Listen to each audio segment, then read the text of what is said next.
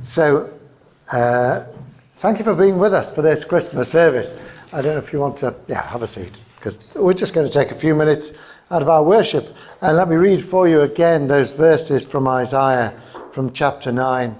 And Isaiah writes this: "For unto us a child is born, to us a son is given, and the government will be upon his shoulders, and his name shall be called Wonderful Counselor, Mighty God, Everlasting Father, Prince of Peace. Of the increase of his government and peace there will be no end." And I want to speak for a few minutes, with a little help, about just one of these names, though they are all important. And the one I want to speak about is Jesus, the Prince of Peace. About peace in our lives, in our homes, and in our world. Let's take a look at how peaceful relationships work. Let's just hear from our two friends about their peaceful relationship. Oh, mate, you're... Doctor Who? Your T-shirt, it's so naff. You can talk. Look at your shirt. What's that? It's grey, boring rubbish. Marks and Spencer's, mate. Marks and Spencer's. Why bought it for me yesterday? At least I'm not an old crony like you with grey hair and wrinkles. How? Can I just introduce myself? Sorry? I'm the Prince of Peace. I'm just getting started then, mate. What are you arguing about? What's about Gordy? Look at his shirt. Look. Oh. Yeah. Well, that's not very nice. Can't you be nice to each other? Oh, come on. Can't be nice to him. He's really annoying. Okay. Am I? Okay, well, let's just leave it there, and we'll come back to it. All right. We'll pause a moment. See, you leave two men on their own for 2 minutes, and this is what you get. Jesus, the Prince of Peace. And if you think that Jesus came to bring peace between men and women, between men and each other, it's not working very well. If Jesus came to reconcile men to each other, it's not going well. We just have to look in our own homes and our own relationships, but across the world. We look to Israel and Palestine once again in conflict, to the uncertainty in Syria at this time, to Russia invading Ukraine and so many other places across the world. And I dare to say that if Jesus came to make peace between men, he's not very good at it. But is that what Jesus came to do? We should look at the Bible. Always a good thing to do. Let me read from Paul's letter to the church in Colossae. He writes this: "The Son, Jesus, is the image of the invisible God, the firstborn over all creation. For in him all things were created, things in heaven and on earth, visible and invisible. Whether thrones or powers or rulers or authority, all things have been created through him and for him. He is before all things, and in him all things hold together. And he is the head of the body, the church. He is the beginning and the firstborn from amongst the dead, so that in everything he might have the supremacy.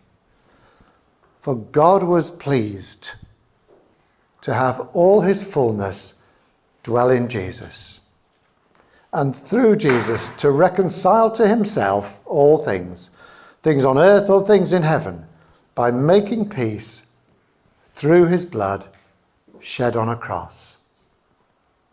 God sent his Son to reconcile all things to himself. Not to each other, necessarily. Jesus didn't come to reconcile men and women to each other, first and foremost. He came to reconcile all things to him. Some of you of a similar age to me will remember this song by Noel Richards, "All Heaven Declares the Glory of the Risen Lord." Do you remember that song? I'm looking at some people I know of my age. I think you know that song, don't you? "I will proclaim," the second verse goes, "I will proclaim the glory of the risen Lord, who once was slain to reconcile men to God.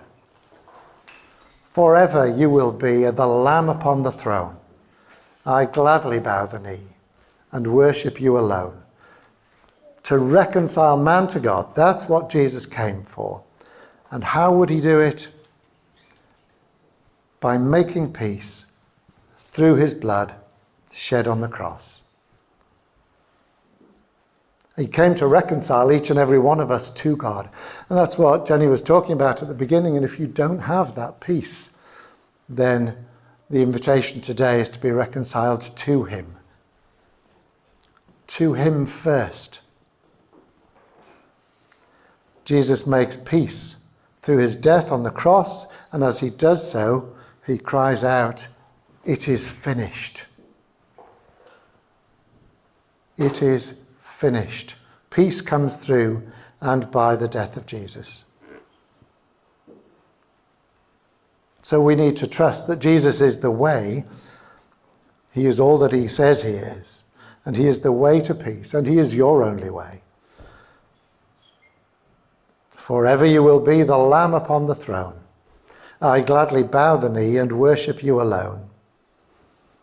So if Jesus came to reconcile us to him, where does that leave us and each other? Well, the world is broken, but all is not lost. Let's rerun the drama, shall we?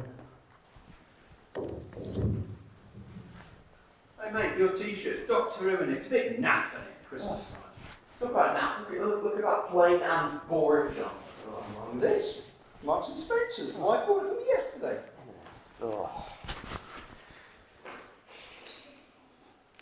Can I introduce myself?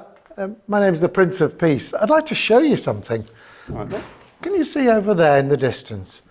You see that star? The one just above the stable? I was born in that stable. And then can you see there, that road? That's the road into Jerusalem. I rode that road. I could have gone on a war horse, but I went on a donkey because that's what my father wanted me to do. Just as my mother rode into the stable on a donkey, I rode that road into Jerusalem, and I knew there was trouble ahead. You see that hill over there? That's called Calvary. You see the cross on that hill? That's where they murdered me. Why would they do that? Well, they didn't like me telling people that I was the way by which people could be reconciled to God. They didn't like that at all. So they put me to death, and then just to show them that my Father, that God has power over death, after 3 days he brought me back to life. You probably heard about that.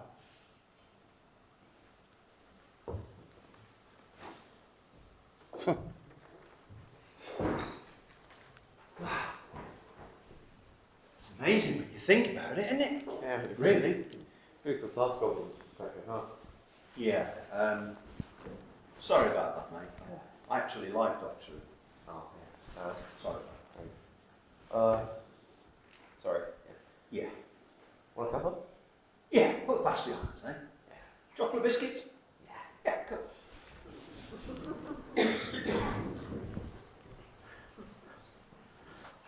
Thank you. You see, when we all look to God, we end up standing shoulder to shoulder rather than in each other's faces.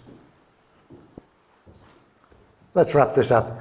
Jesus didn't come to bring people together as his first priority. He came to bring people to God. But when we come to God, we are alongside each other. We belong together. We share that common view. We share so much in life.